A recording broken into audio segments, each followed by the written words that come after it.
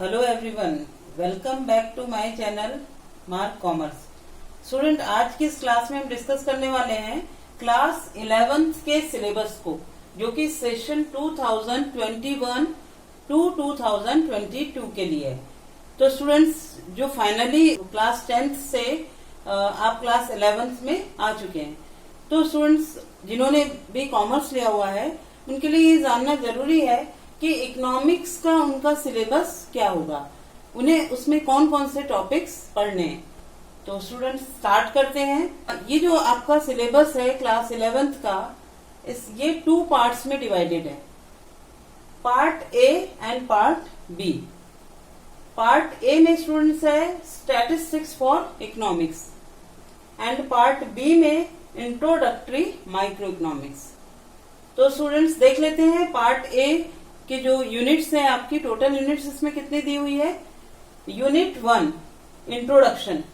It means introduction में हम statistics का इंट्रोडक्शन स्टडी करेंगे कि स्टैटिस्टिक्स क्या होता है, स्टैटिस्टिक्स की डेफिनेशंस, स्टैटिस्टिक्स का जनरल मीनिंग, स्टैटिस्टिक्स के ऑब्जेक्टिव्स, स्टैटिस्टिक्स का इम्पोर्टेंस क्या है, ये सारी चीजें हम इंट्रोडक्शन में रीड करेंगे। आफ्टर दैट आपका यूनिट 2 आता है students, collection, organisation and presentation of data. तो इसमें हम ये जानेंगे कि डेटा का कलेक्शन किस तरह से किया जाता है, टाइप्स ऑफ डेटा कौन से होते हैं, प्राइमरी डेटा, सेकेंडरी डेटा। तो इन सब का जो कलेक्शन किस तरह से होता है एंड उसका ऑर्गेनाइजेशन कैसे होगा, उस डेटा को हम प्रेजेंट कैसे करेंगे। तो ये सारे टॉपिक्स हम यूनिट 2 में स्टडी करेंगे। यूनिट 3 में हम देखेंगे स्टैटिस्टिकल टूल्स एंड इंटरप्रिटेशंस। तो स्टैटिस्टिकल टूल्स के बारे में हम इस यूनिट में स्टडी करेंगे। अब देख लेते हैं स्टूडेंट्स की यूनिट वाइज जो मार्क्स का जो वेटेज है वो किस तरह से डिवाइडेड है। तो यहाँ देख लेते हैं स्टूडेंट्स की यूनिट 1 एंड यूनिट 2 जो आपका है ये 13 मार्क्स का होगा। इसका वेटेज कितना है, 13 मार्क्स का वेटेज है। एंड यूनिट 3 जो आपका दिया है स्टैटिस्टिकल टूल्स एंड इंटरप्रिटेशन, तो इसका जो वेटेज है 27 है। तो देखिए स्टूडेंट्स, इसका जो वेटेज इससे जस्ट डबल है, तो 27। इट मीन्स आपके लिए ये unit 3 it is very important. Important तो ये भी है, पर इसका जो डबल वेटेज आ रहा है मार्क्स का, इसलिए हम इस पर ज्यादा फोकस करेंगे। अब देख लेते हैं स्टूडेंट्स की पार्ट बी जो आपका इंट्रोडक्टरी माइक्रो इकोनॉमिक्स है। इसमें कितने यूनिट्स हैं आपके, तो यूनिट 4, 5, 6 एंड 7। यहाँ पर कितने यूनिट्स है स्टूडेंट्स, 4 यूनिट्स यहाँ पर आपकी हैं। तो यूनिट जो आपकी 4 है वो है इंट्रोडक्शन। माइक्रो इकोनॉमिक्स के बेसिक कॉन्सेप्ट्स को पढ़ेंगे, जो इंट्रोडक्शन होगा इकोनॉमिक्स का, कि इकोनॉमिक्स क्या होता है, नॉर्मेटिव इकोनॉमिक्स क्या होता है, पॉजिटिव इकोनॉमिक्स क्या होता है। तो ये सारी चीजें हम इंट्रोडक्शन में स्टडी करेंगे। नेक्स्ट यूनिट 5 में स्टूडेंट्स हम कंज्यूमर इक्विलिब्रियम एंड डिमांड, इसकी स्टडी करेंगे।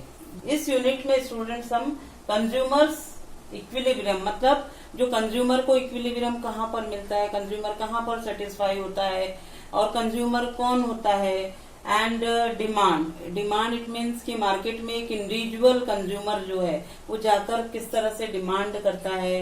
ये सारे टॉपिक्स हम यूनिट 5 में स्टडी करेंगे। आफ्टर दैट यूनिट 6 आपका है producer behaviour and supply.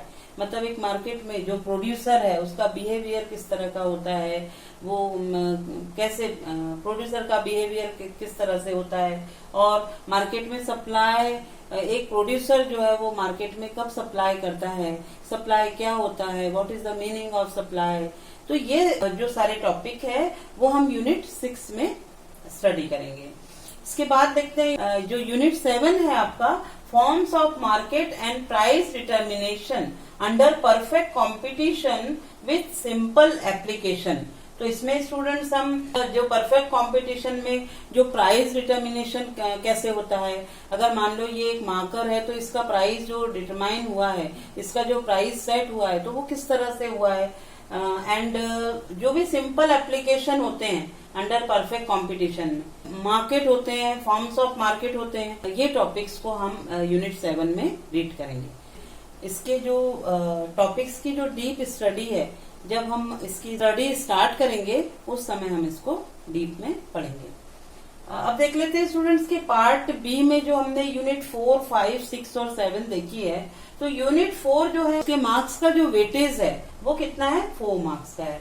And unit 5 का जो वेटेज है आपका मार्क्स का वो है 13 मार्क्स। एंड यूनिट 6 जो आपका है वो 13 मार्क्स का है।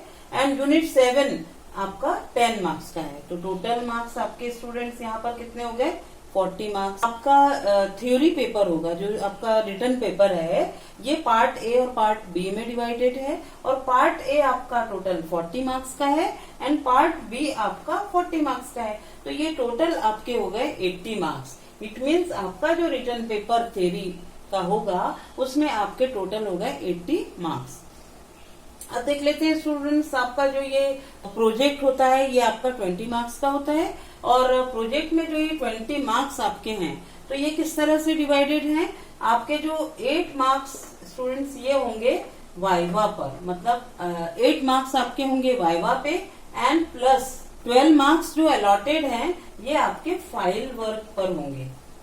फाइल वर्क इट मीन्स आपको यहाँ पर कोई भी एक टॉपिक पे आपको प्रोजेक्ट वर्क दिया जाएगा, उस पे आपको ये फाइल प्रिपेयर करनी पड़ेगी। तो ये जो फाइल आप जितनी ज्यादा अच्छी फाइल आप प्रिपेयर करोगे उतने 12 मार्क्स आपके फुल मार्क्स आप वहां पर गेन कर सकते हैं। 8 मार्क्स जो वाइवा पे हैं तो ये आपके फाइल से जो रिलेटेड क्वेश्चन ही आपसे आपके जो टीचर्स हैं, एक्सटर्नल टीचर्स होते हैं, ये आपसे फाइल पर क्वेश्चनिंग करते हैं।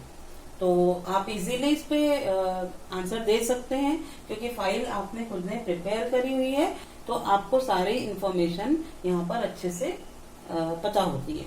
तो आपके 12 प्लस 8 मार्क्स जो हो गए ये आपके प्रोजेक्ट वर्क के मार्क्स हो गए 20। तो 80 प्लस 20, तो इसका बाइफर्केशन हमने देख लिया किस तरह से आपका इकोनॉमिक्स का सिलेबस बनता है।